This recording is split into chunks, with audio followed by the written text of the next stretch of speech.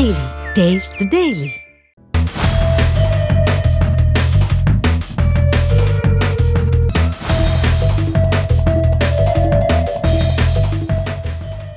ஏழை எளிய மக்களின் வாழ்க்கையை கெடுத்து குட்டிச் சுவராக்கும் லாட்டரி விற்பனையை தமிழ்நாடு அரசு தடை செய்து பல ஆண்டுகள் ஆனாலும் இன்னும் பல இடங்களில் லாட்டரி விற்பனை தாராளமாக நடைபெறுவதற்கு இந்த காட்சிகளே சாட்சி.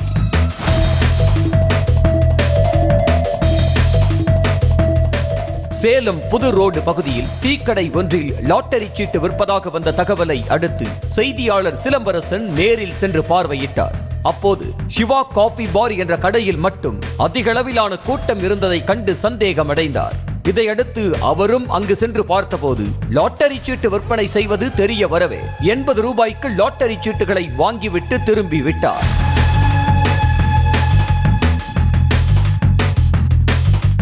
இது தொடர்பாக லாட்டரி வாங்கிய முதியவரிடம் நமது செய்தியாளர் பேசிய போது தினமும் தான் வாங்கும் கூலித்தொகை 300 ரூபாயில் தினமும் 80 ரூபாயை லாட்டரிக்கு செலவிடுவதாகவும் மீதியை குவார்ட்டருக்கு செலவிடுவதாகவும் கூறினார்.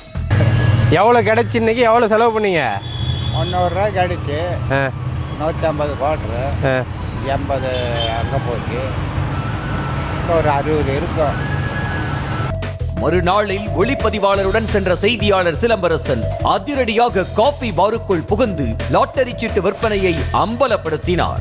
நேற்று வாடிக்கையாளராக வந்தவர் இன்று மைக்கும் கையுமாக வந்துவிட்டாரே என்ற அதிர்ச்சியில் லாட்டரி பெண் விற்பனையாளர் சங்கீதா என்பவர் பதறி போய் அண்ணா அண்ணா என கெஞ்ச தொடங்கினார். குறிப்பாக இங்கு விற்பனை செய்யப்படும் லாட்டரி, அதாவது இங்க பாருங்க, மக்கள் வாங்கிய லாட்டரி எண்களை பட்டியலிட்டு வைத்திருந்ததையும் விற்பனைக்காக வைத்திருந்த துண்டு சீட்டுகளையும் செய்தியாளர் காட்சிப்படுத்தியதோடு ஏற்கனவே லாட்டரி வழக்கில் கைதான பாரதி என்பவரே மீண்டும் அதே குற்றத்தில் ஈடுபடுவதையும் உறுதிப்படுத்தினார். மேலும் அருகில் இருக்கும் வீட்டில் வைத்தும் லாட்டரி விற்பனை நடைபெறுவதும் வெளிச்சத்திற்கு வந்தது. பாரதியும் அவரது தம்பி சிவராமனும் செய்தியாளரின் கேள்விக்கு பதிலளிக்கவே திணறினர். தனது அக்கா சங்கீதா கடையில் அமர்ந்து கணக்கு மட்டுமே எழுதியதாகவும் அது லாட்டரி கணக்கு இல்லை என்றும் தம்பி சப்பை கட்டு கட்டினார். கணக்கு போட்டு போவாங்க, கீழே தான் உட்காந்துருக்கோம்,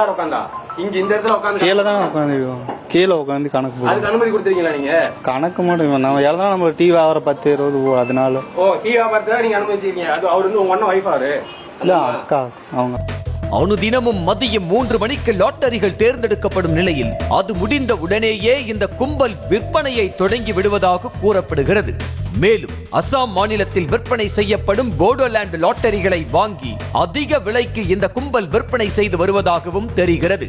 குறைந்தபட்சம் 80 ரூபாய் முதல் அதிகபட்சமாக எவ்வளவு தொகை வேண்டுமானாலும் கொடுத்து நம்பர் எழுதி கொள்ளலாம் என்பதால் விற்பனை படு ஜோராக நடைபெற்று வருவதாக தெரிகிறது.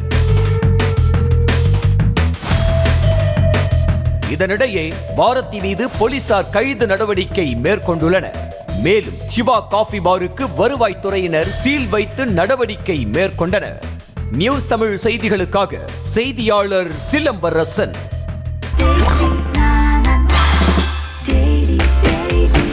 Taste Daily. Taste the Daily. செய்திகளை உடனுக்குடனும் துல்லியமாகவும் தெரிந்து கொள்ள சப்ஸ்கிரைப் பண்ணுங்க.